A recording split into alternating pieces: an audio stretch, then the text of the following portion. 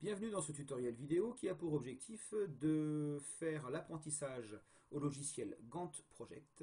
Gantt Project étant un logiciel qui permet de planifier des tâches, planifier son travail pour être sûr de le rendre dans les délais.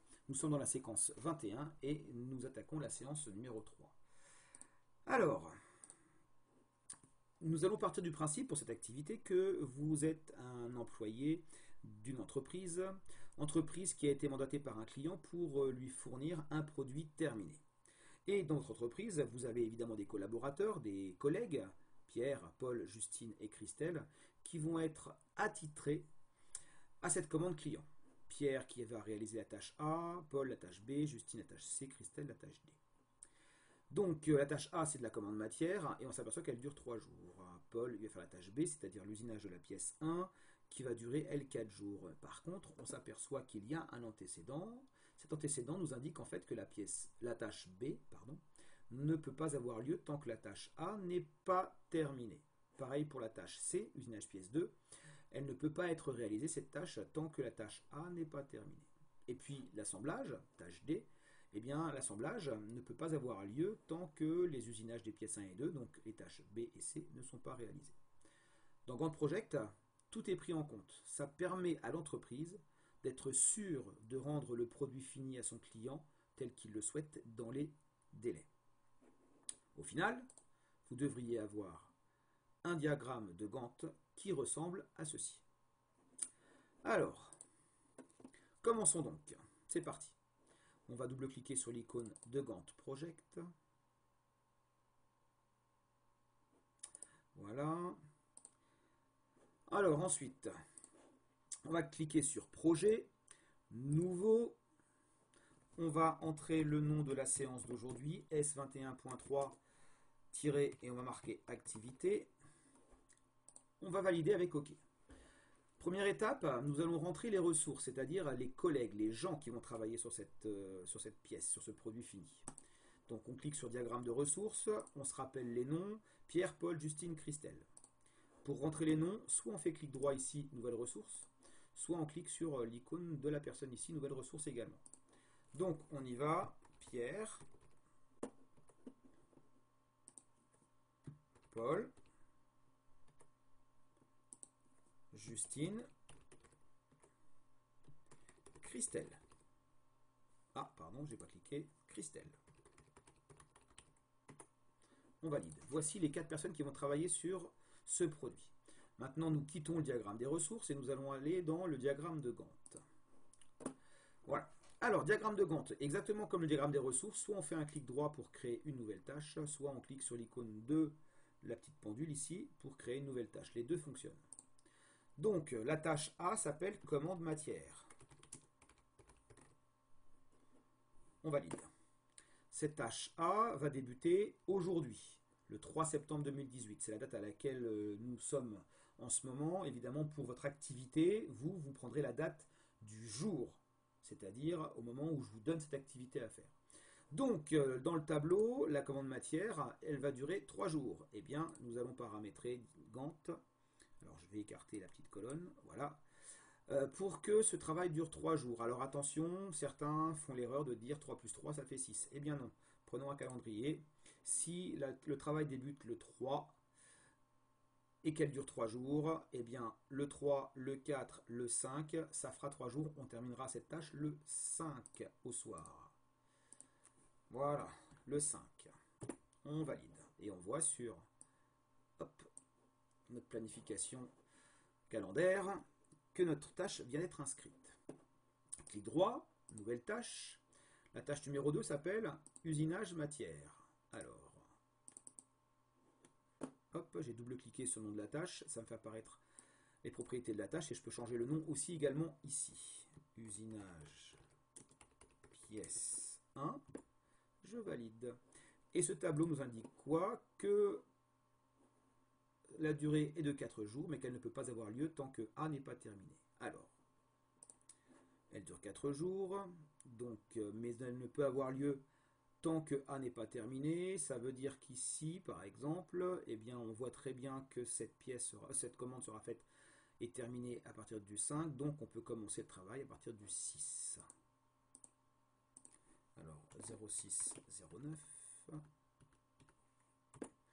Et cet usinage va durer 4 jours. Alors attention, votre entreprise ferme le samedi et le dimanche. Donc si on commence le 6, ça sera un jeudi. Le 7, ça sera un vendredi et ça fera 2 jours. Samedi 8, dimanche 9, c'est fermé. Donc encore 2 jours supplémentaires, lundi et mardi 11. Donc, hop, on met le 11 septembre 2018. Voilà. Clic droit, nouvelle tâche. Là, on va marquer usinage pièce 2. On sait que cet usinage ne peut pas avoir lieu tant que A n'est pas terminé. Donc, exactement comme la précédente, hein, à partir du 6. 0609 2018. Voilà, et elle va durer 2 jours, donc le 6 plus le 7. Voilà, je vérifie si c'est bien 2 jours. Et oui. Enfin, il nous reste l'assemblage, qui peut avoir lieu seulement lorsque B et C sont terminés. Donc, nouvelle tâche, assemblage. Et seulement quand B et C sont terminés, alors on sait que la tâche C se finit le 7, mais la tâche B se finit le 11, donc on voit bien sur la planification calendaire, là, qu'on ne pourra pas faire l'assemblage avant le 12. Le 12 septembre. On va vérifier quand on passe sur un dimanche ou un samedi.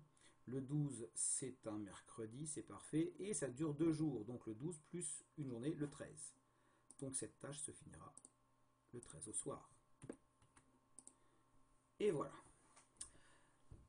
Alors, si on reprend notre exemple, on voit qu'on a des petites couleurs, rouge, vert et bleu pour les différentes tâches importantes. On va faire la même chose. Nous allons donc cliquer sur la première tâche, faire un clic droit, propriété de la tâche, et ici, couleur, nous allons choisir le rouge. Et on fait OK. OK. Et voilà, c'est en rouge.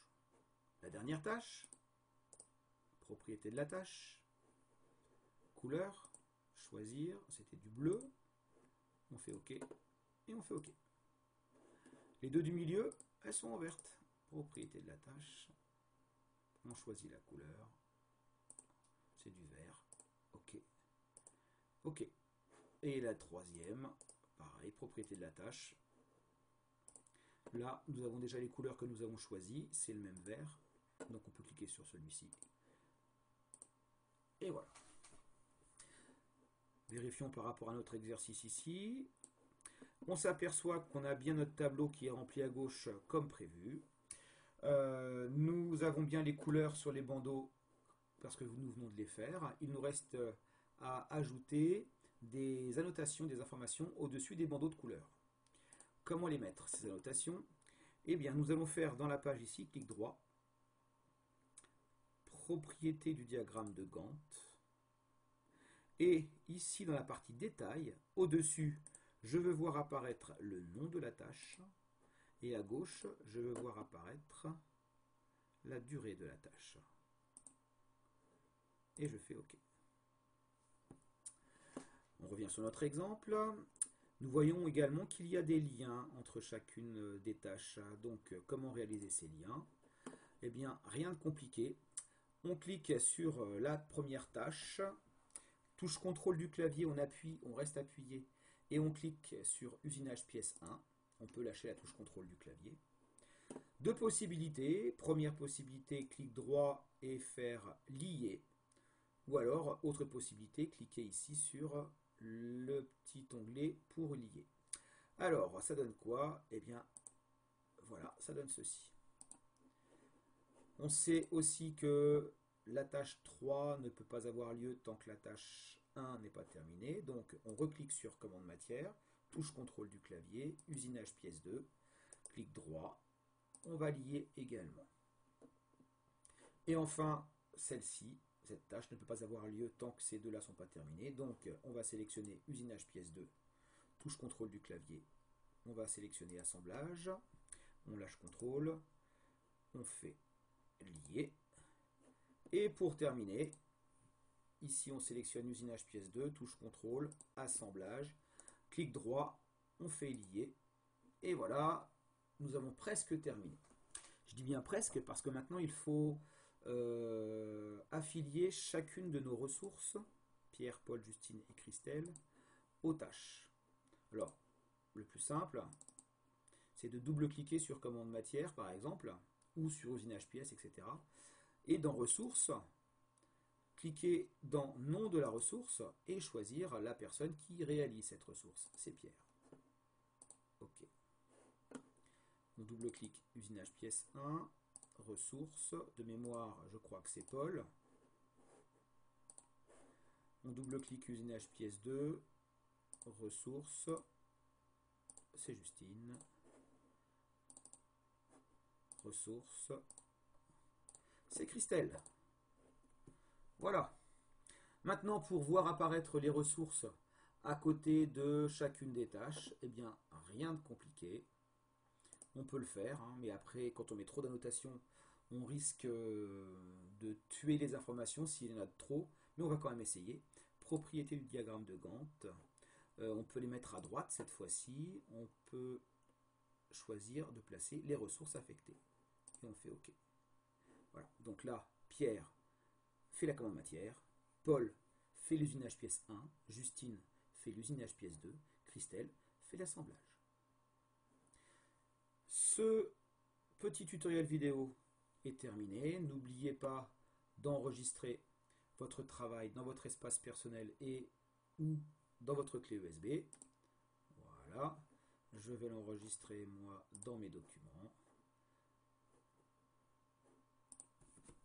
S21.3 activité. Et voilà, c'est terminé. Merci d'avoir suivi ce tutoriel. Au revoir.